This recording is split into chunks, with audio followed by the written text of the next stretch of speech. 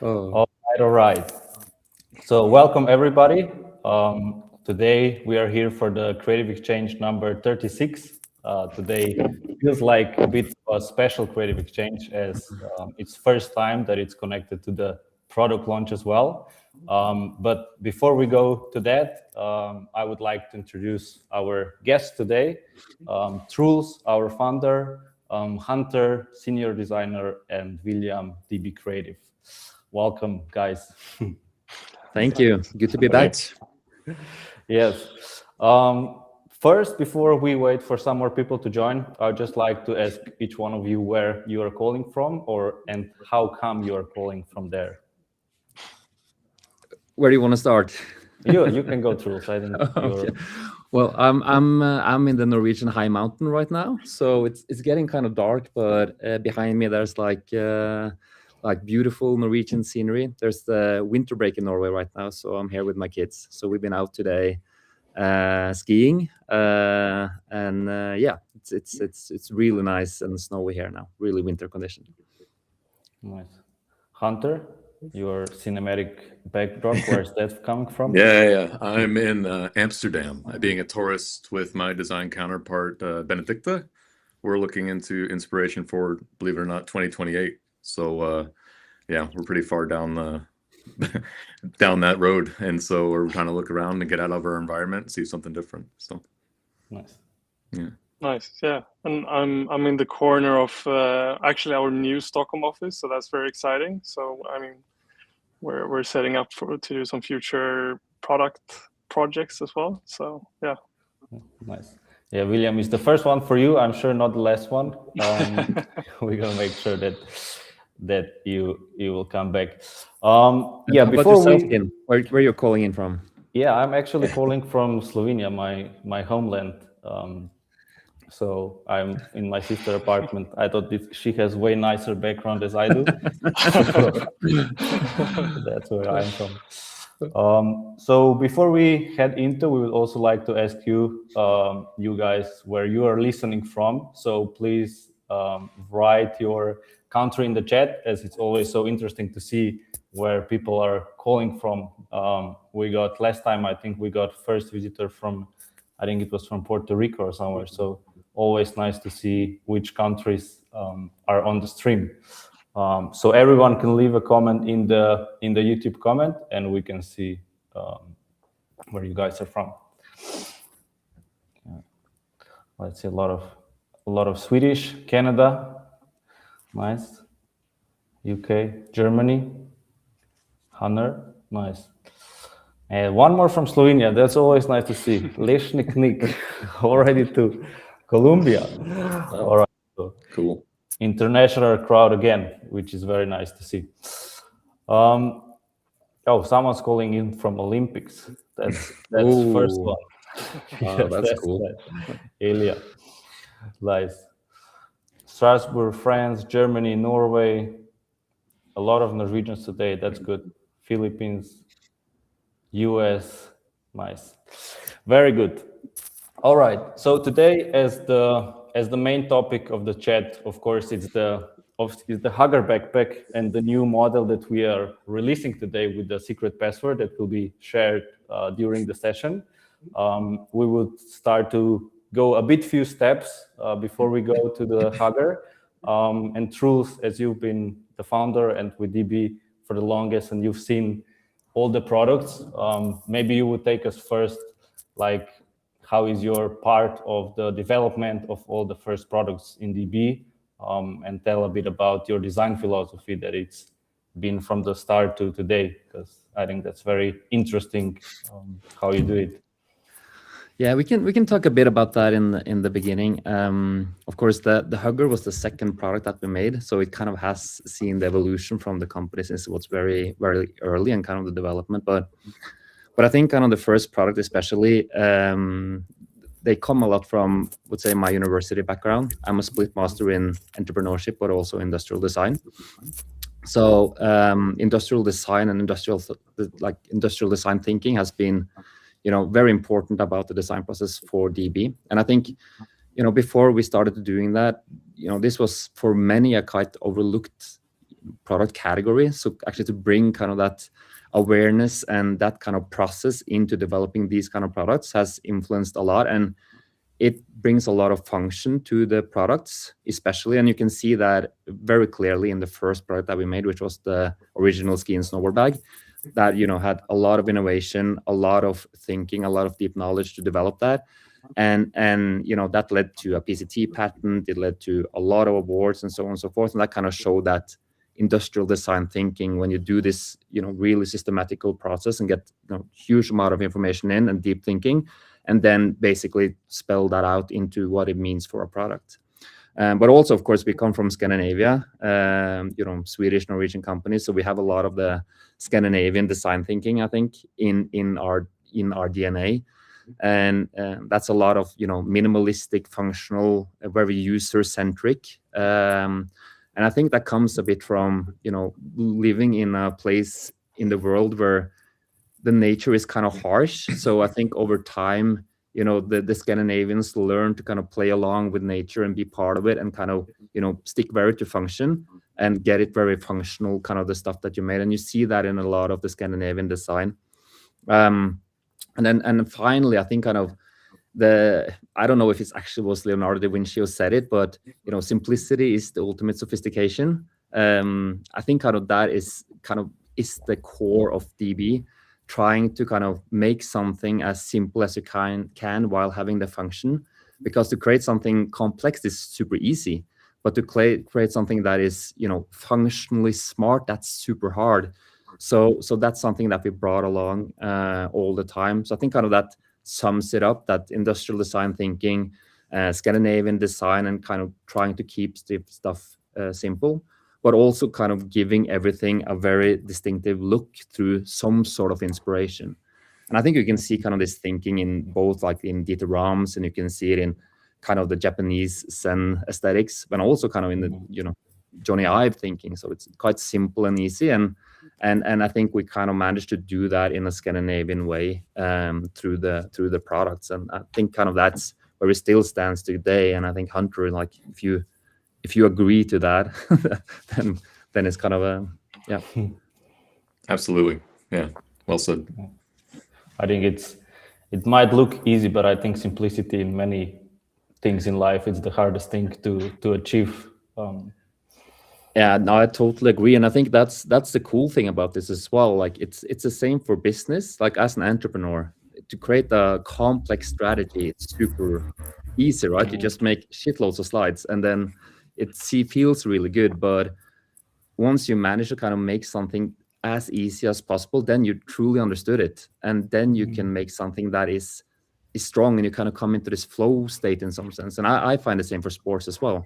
When you really learn a thing, then you can really master it, and that has about making stuff easy and making it simple. If that's a movement or whatever it is, when it's complex, then it's hard.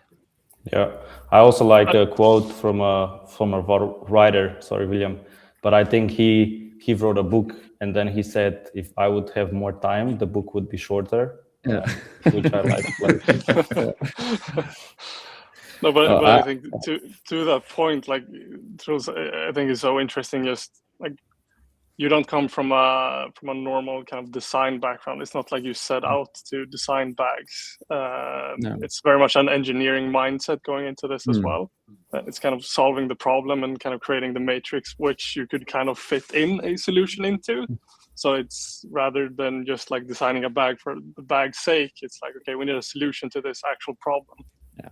And I think that's kind of the key aspect as well. Like if you're going to create something creatively, you need to really understand what you're trying to create and trying to really understand the problem that you want to solve. If that's a car, if that's a bag, if that's whatever, like if you really understand the problem deeply, then you can make something that is really good.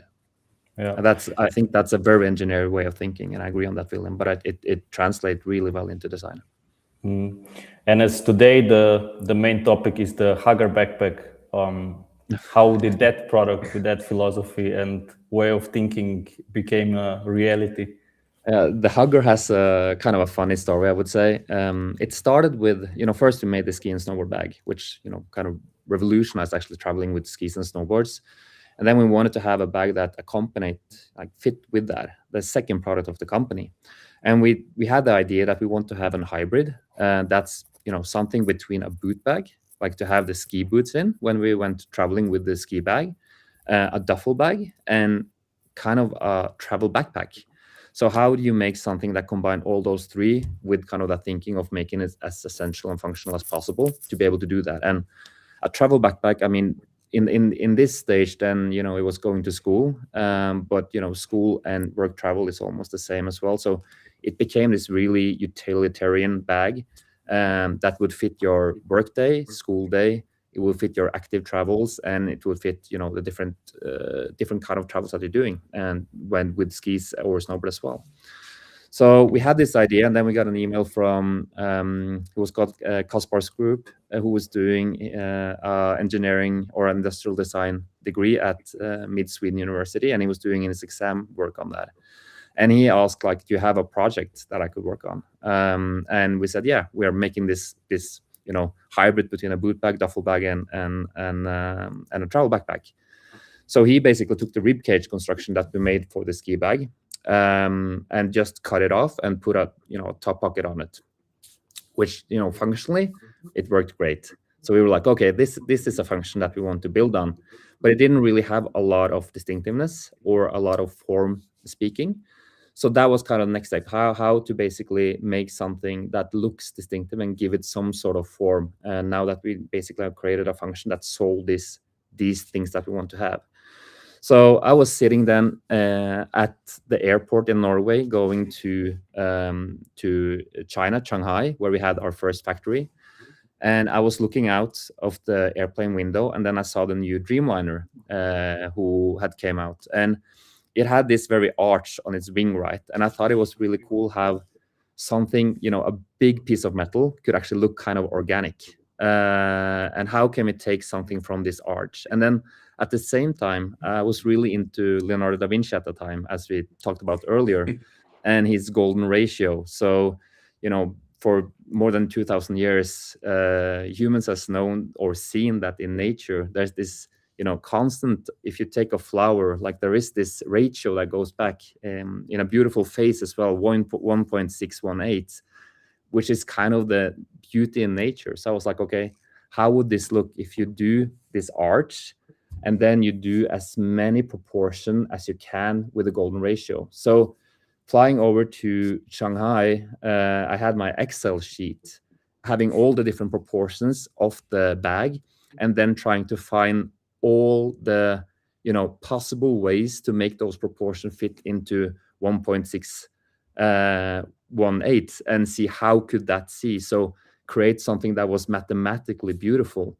And that basically made that arch of the bag that you can see, and also the dimensions, that they all follow this proportion. And also at the time, I always had my notebook with me, which was a moleskin. So then also ensure that the top pocket was the exact dimensions of a moleskin, so that you could have that on top. You have your essential in the top, where you have your phone, you have your moleskin, you have all those kind of stuff.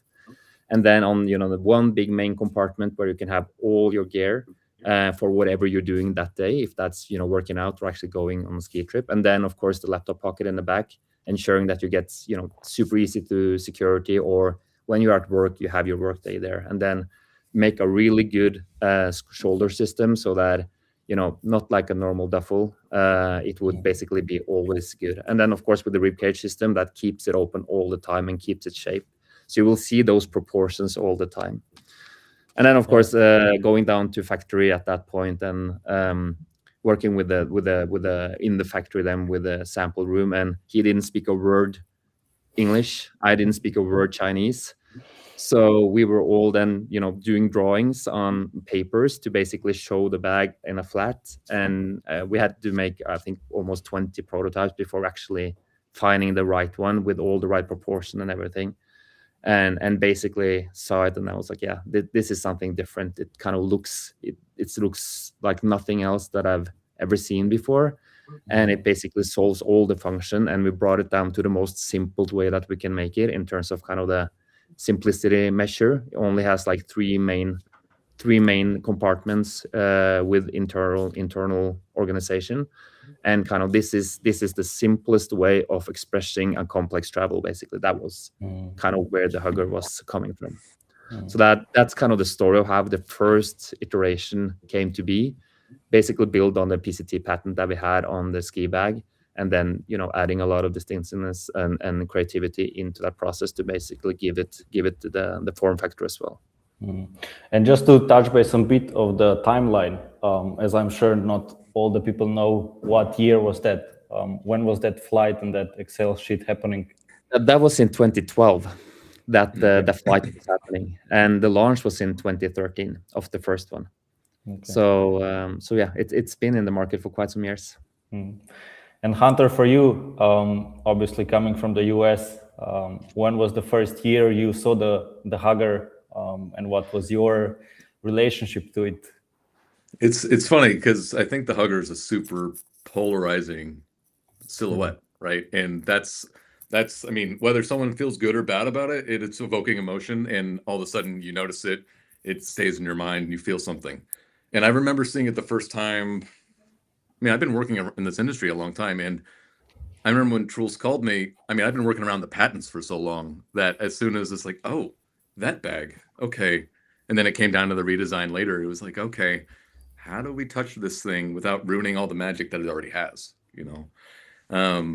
especially, I mean, you see it on the street, especially with the big old DB logo and the old branding. Of course, it was out there. It was very sport and it was very specific, and you could tell it had a specific use case in mind as well. It was only later that I found out it was inspired by the aerodynamics of an airplane wing. Yeah, and it was, I think for me, it was when I heard it was designed in Excel. That was like, damn, that's something special about these Truls. Must be really. But I thought, and maybe it's because I'm a very visual art person, but when he said he designed it in Excel, I thought it was like kind of like ASCII art, where it was like straight lines and backslashes and stuff. And Truls is like, no, man, it was math. You know what I mean? So, I remember you showed me that, Hunter, and I showed you my Excel sheet, like all formulas all the way down, like a long sheet, and like this is Excel. Yeah, you lost me over there. So your takeaway from this would be like, kids get to know how to use Excel. Yeah, probably a good idea. Okay, so that as we always try to make this creative exchange two ways. Also, for all the listeners, we are also today here to answer to your questions. So whoever has a question related to the hugger and the design philosophy and the history, please drop your questions in the chat, and we'll make sure to answer to as many of those as possible. Before that, maybe I think as Truls, what you mentioned, that the first one was from 2013. It's been a few years. It's been a few huggers as well, and I think looking at his timeline, I think it's like kind of development of a Porsche 911. It's like every year something new, and I think this is a process all three of you being kind of close to and relate to it, to just take us through those years and the developments, and a bit of the reasons behind them. Yeah, I think basically, first of all, our product shots has gotten really good over the years, William. Huh? Thanks. But I think like we said in the beginning, the deeper understanding you have of something, the better you can make something. And I think some school of design is basically you make something and then it should last forever. You shouldn't touch it. That's at least not my thinking. I think that once you get smarter, then you should use that knowledge into what you're creating. So, there's this saying that you're always smarter today than what you were yesterday. And I really think that you should use that knowledge and to basically try to, refine and make stuff better. And that has been the thought of the hugger the entire time. Like we had a quite unique idea of a product and a unique silhouette. And then basically, how do you take that silhouette and refine the product over time with the more input you get? So, I mean, the first year it was basically, how do you make the shoulder straps even better? How do you make the handle even better? How do you interact with the bag better? how do you make this? We made this, even this air seam in the back that means that the laptop, when you put down the bag, the laptop wouldn't be the thing that's closest to the ground, so it actually gets some pressure when you put it down. So that was like small internal stuff that we did. We changed the ribs internally to make it the right stiffness and so on and so forth. Then you come to the third iteration, then kind of refining it more on the handles and everything. And then on the fourth one was the really first big one. That's when we wanted to try to see how does it look with a more stiffer front panel to basically just stiffen up the entire thing. Then it becomes even more boxy, which we thought was really, really cool. But the entire thinking the entire time has been, how can you take this and evolve it? And I think, as you said, the Porsche 911, I think that's kind of the most beautiful example that I can think about, at least, like how you see something that is quite rough in the beginning and then becomes more and more refined as the years go by, but it still keeps that DNA of the intent of the entire product and manage to do that. Nice. Yeah, and I think also here sometimes, and I can say here in my perspective, like when we are in the same team, but sometimes if we focus on marketing and that kind of stuff, it's always so interesting as well when it comes to materials and like the new technologies used and the new zippers and maybe Hunter, for you, like what would you say it's been the biggest evolution in your eyes when it comes to Hugger? And both for you, this question, William and Hunter, like how would you describe those years of redesigns and upgrades? Yeah, I think I can talk about it quite a bit because we were pretty deep in it. But William, do you have a thought about that before I get nerdy? But I think it was super interesting because I remember the day you showed like the first basically redesign of the Hugger, because we, as Truls, as you mentioned, like we went through the molded panel and kind of all of those upgrades felt very incremental. But then we came to a point where I think the general consensus was that we wanted to do more with it, and we wanted to try out what the future could look like. And that always comes with trade-offs, but I think like, yeah, I was very excited at that point, and I've been very excited to see kind of materials develop more as we go into this as well. I think like the touch and feel has gotten so much better over the years. I think that's a big takeaway from me as well. Just like ergonomics of handles, ergonomics of using zippers and everything, like it just works more smoothly. So that's from like a user experience and from like a another perspective. And we're always trying to constantly improve the product. And I see all the comments in the chat. It's all these things that it's not like we've heard them for the first time. These are things we're definitely investigating. And I think, Tin, you have the hidden 2027 thing. And again, we're always trying to look at new features. How do we integrate certain things? How do we upgrade materials? And materials are done in different ways for different colorways too. And it's funny, I think a lot of people reference first and foremost, a lot of people reference the old fabric. And that was PVC, and a lot of the industry moved away from that. So I think to answer some of the material questions is that this was part of the redesign also of, okay, it's time to leave this in the past due to sustainability, basically, because of the chemicals. And then this became a bigger opportunity as we rebranded as well, because we were introducing or reintroducing ourselves to new markets. This is I think as we redesigned the Hugger, it was kind of our first big push going further into the US, further into Asia, further into Europe. I mean, really branching out of Scandinavia, which we were kind of out there. And I remember seeing some in California and Colorado, but it's because I'm a ski bum. But this really kind of opened the doors for us and opened the floodgates a little bit. So talking about the redesign, I mean, again, it was a really scary thing. And Truls, you like threw me the keys and you're all, have at it. And I was all, okay, like, let's see how this goes. And it was quite the challenge because, we wanted to preserve the Hugger. Right. But how do we reinterpret a lot of those details, a lot of the functionality, the boot bag inspiration that the original one was, because our original boot bag was like 45 liters. Right. How do we interpret that into something that's daily carry as well? And our technology is like rib cage. So we did things to make it more refined, I guess is the word we could use, instead of very overt, very strong and tactical looking like the old ones.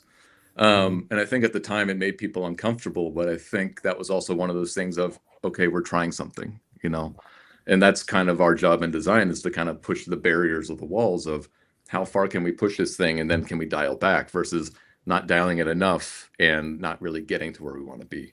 I mean, what's cool about this brand, and let me know if I'm jumping all over the place, but we make a lot of technical products that don't necessarily look like technical products. And I think the Hugger is one of those things, because the original Hugger very much evokes that it's a tool, you know, the webbing all the way down, the rib cage being highlighted basically. And when we looked at the new one, it's like, yes, it does all these things, but it doesn't always need to look like it. And you see that in our ski packs as well. You see that on our snow rollers. They're all tools, but they're not trying to prove it to people. They're not doing high blocking with red and black and saying, I'm going to the top of the mountain. It's like, yeah, I'm going to the top of the mountain, but I can also be used every day.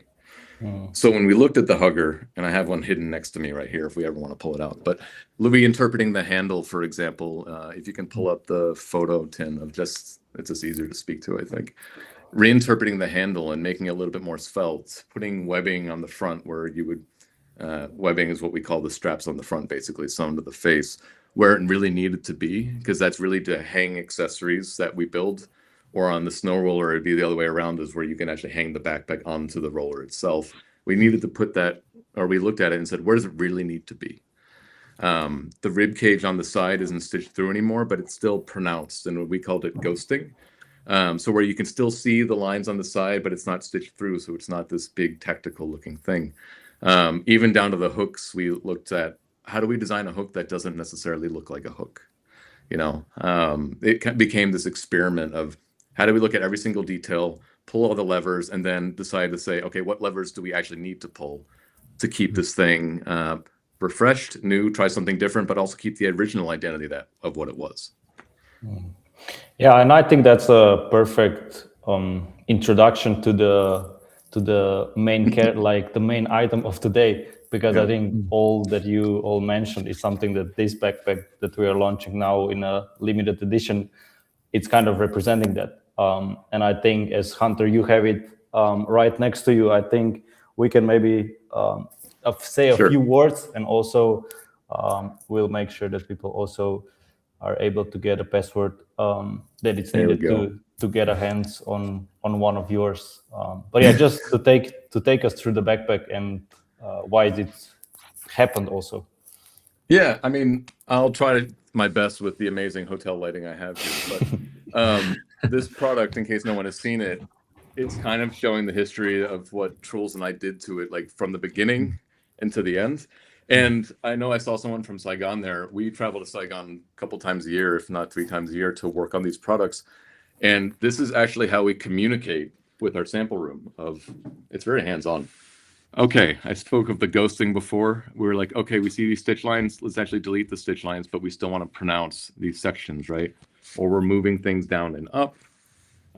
Things like, we used to have the logo in the center. So we have on this prototype X, I believe we're calling it, the old TPU logo, we actually split it in half and said, no, let's actually move it to the side. And when we rebranded, we started putting logos on the side, because when you hook them up, all of a sudden you get Hugger, Hugger, Hugger, Snow Roller, all the logos are on the side, and you get this almost what we call the DVD trilogy effect. Maybe I'm dating myself, but Lord of the Rings, I remember when that came out, you had all the 3 of them together, and it kind of created this complete visual. And that's kind of the intent we had when it comes to moving the logo to the side. And also, it's something that we thought we could own as well, because other brands will put it right here, put it right there, so you can see it on both sides of the shoulder strap on the back. But this was something that we thought could be more of an identifier, and the silhouette on its own, just having this faster shape, it spoke a lot more to where our logo didn't really have to do all the work, if that makes sense. So on this, again, it's the old molded face, and then the new aesthetic, as well as the shoulder straps. We have the old hook. You can see it in the light a little bit with the new hook. We added a handle on the new design, and so this is kind of how we did it. You know, we even said, hey, add this drag handle. It's really as simple as that. We're trying to communicate the best to our ability, and this is really all the graffiti that you can see here of actually how we communicate to the factories, but also it's a pretty steezy looking pack on its own. So, and I mean, I remember the day, I mean, going to the office and just like, because you have a bunch of samples laying around with these type of notes, Yeah. And I think the discussion was started from yours and Benedicta's side of like, hey, we could just do something fun with this instead. To put that into an actual product, we're just doing this because we think it's fun. There's no more agenda than that. Like, this is a fun way of kind of exploring our heritage and kind of also where we're going in the future. So, But what's cool about that is that, and I think we say that in D&D all the time, design and development. Why does footwear get to have all the fun? You know, I mean, we make backpacks. I think it's awesome that we're all sitting here right now talking about one specific backpack, because no other brand would really do that. This is our bread and butter. But there's one, speaking to the history, but two, it's like, yeah, we get to do amazing projects like this because we want to, you know. And I think there's a lot of engagement here too. But again, like an opportunity to explain how things are made, or to show off history, or whatever that may be. I mean, putting this all together, Tim, well done. I think a lot of, I mean, when I saw it for the first time, and I love to draw on anything that you can draw on, but just maybe if you explain, I know some people were, when they saw the preview, were they like, is that mark with pen, like it will gonna go away when it rains? Just to make an explanation of how it is actually made, the handwriting. So, okay. If we were just in the factory, yeah, it'd just be like silver Sharpie. But this was actually a lot more complicated than it looks. So it's all screen printed on there. But to get it to be screen printed on there, we drew it on the bag, Benedicta and I, and then we had to draw it on paper, and then we had to scan it in, and then place it on here with dimensions. It was really complicated, but it's screen printed, and it's not coming off. It's not going anywhere. So yeah, you can scratch this. It's just like our logo. It's not going to go anywhere. Okay, nice. And so you said it's your handwriting and from Benedict. I feel that's something special again, because it's not like, it has a personality, and I think it's also kind of like personal image, or not image, but like personal work into it. And as I said, I think why we launched this product as well, and why it is available for you guys, and why it's not just in our sample room being the explanation of backpack, is because we feel like what it's also so liked with us, like what we enjoy when we come to work, is that it's not just us, but it's also us plus the community that we have. And I feel like all the feedback that it's coming days in, like how it's that being treated and how it's that being looked at. And this is a product that we want to show that it's also like people who have it are kind of part of the what's next and what's past. It's something that it's not finished, but also not from the past. It's like mixing this past and future, but also like being involved with the brand. That's why we've also made it a bit more special when it comes to first few orders that will get it. They receive little something. We are not allowed to say everything, because then we spoil the secret. But we made sure that we got that extra touch as well, and extra feeling of being part of this community, because I feel that's how the brand can grow the most. And I think that's also why we appreciate everyone who is giving us feedbacks and stuff, being part of this journey. And I think there was one interesting comment that maybe we can go with, because that's something of the future. Whether this backpack will become in a lightweight versions. So William, maybe you can spill some secrets. I mean, it's more Hunter secrets than mine, but there might be some images popping up sooner or later. We're going to do some really interesting stuff way up north, coming up very soon. And part of that will also be teasing an upcoming version. So I won't say too much, but yeah. I mean, short answer, yeah. Yeah, I took the long route. Sorry. No. It's good. I think giving them a sneak peek too of how we're going to treat it. I mean, we think the same things inside as well in the brand. So yeah, and I will say this: we see all the feedback. When it's sent in from whether it's this chat or sent from an email or whatever, we see all of it. I mean, it's a very tight-knit crew, and I think we take everything we take everything to heart, and when we design new features or we add new pockets, when we change things, we also notice that people notice. So that's good too. And I think as we talk about the future, I know it's not Hugger related, but has been quite popular, I think, in a few years. I think as we are giving a few secrets away, nothing to do with Huggers, but maybe we can spend 2 seconds here with a short answer as well, coming from you guys. What I can say is that it's really fun when you get the hard challenge to work with the exact same principles that we did for the ski bag on a different sport, where you shoot small balls with a long club. So no, but it's it's been a really fun project, the golf bag, and we can say that is we're brewing on something there. Yes.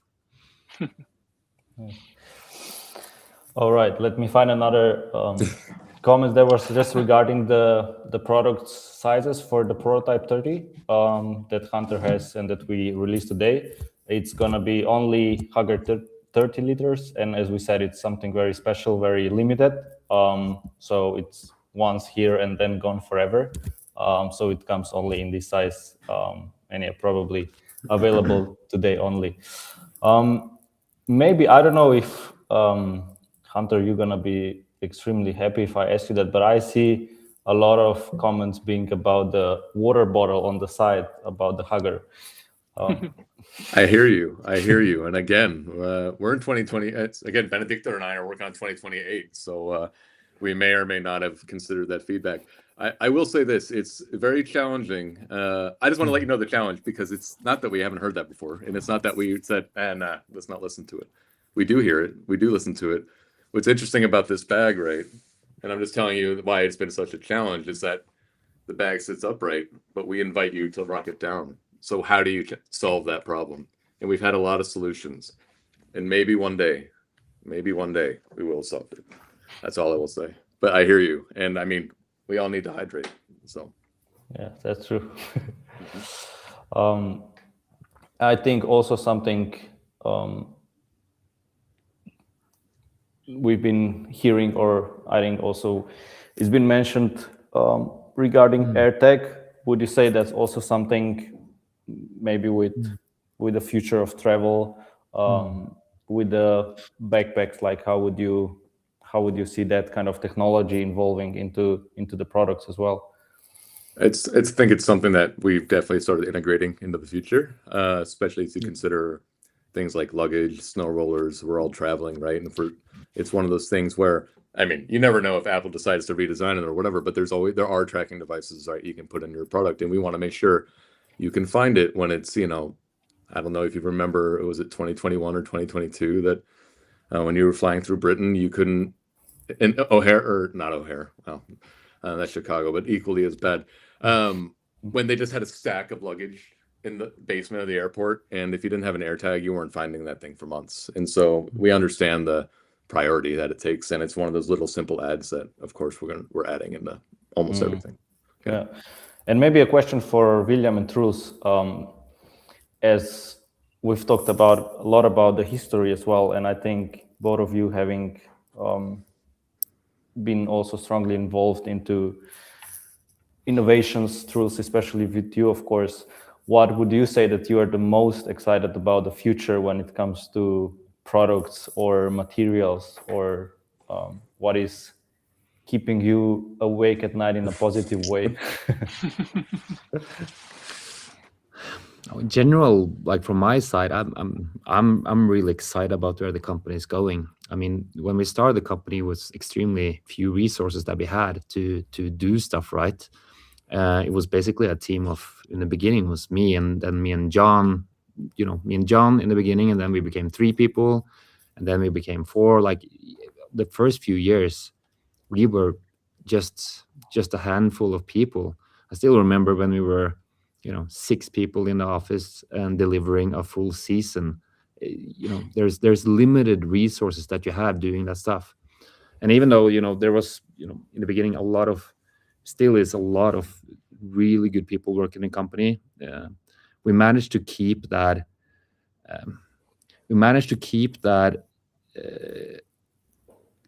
looking for the special employees that want to be part of a journey. So we build a team in DB, which I think is the best team that I've ever met. And now there's just so many people there as well. I mean, it's 70 people of really, really, really talented humans doing amazing stuff. So kind of what gets me really excited is that we managed to build a team, which at least from my side, I'm extremely proud of. And to see the capability and see the capacity that we have now, I think kind of the quality of what we're making is just going to get better in all areas of the company, not just in product, but operations, on the financial side, on the sales side, on everything, and that really excites me. And I think also, like we talked about in the beginning, like there's this saying that is like beginners complicate, intermediates they optimize, and then kind of masters they simplify. And I feel like now we are at that stage that we are mastering our business, and it's becoming like really fluid, and that just leads to really good work in all different departments. So that's what excites me. It's the people in the company, and it's the culture that we build in a company. People and culture, I think, is the most important thing in any company.